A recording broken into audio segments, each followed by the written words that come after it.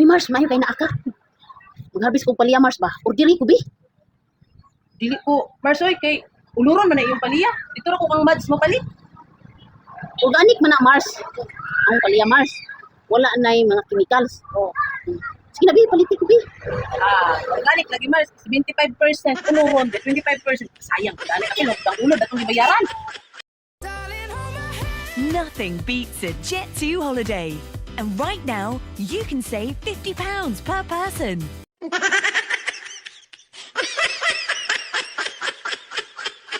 Ayo, Say mo te.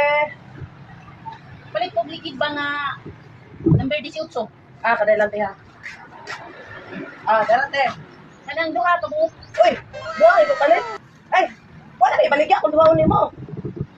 Na, ang saan nga pagdagan nung pili na ko duha ko. Kung alam mo may baligya, ko imot doon. Asawahon. Oy, Mars. Kabati magagabi nga nagputak ang manok. Basta yung anak ng Mars no, kung magputak daw ang nado babae nga nagsaba. Na, lain tubag.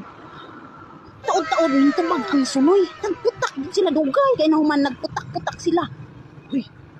Paayo na ka-sign Mars ba kay? Matod pa sa mga katigulangan, pag mutubag daw kuno ng sunoy nga nagputak dito sa munga, ang anak ng babae nga nagsaba, asawahon, matod pa.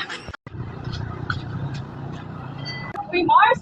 May hiring dito sa ako, Mars ba? Sa Silingan. Pwede ko nakahiring, Mars. Dito kami sa Litulan, Mars. Uy, saan ka na dito? May trabaho na.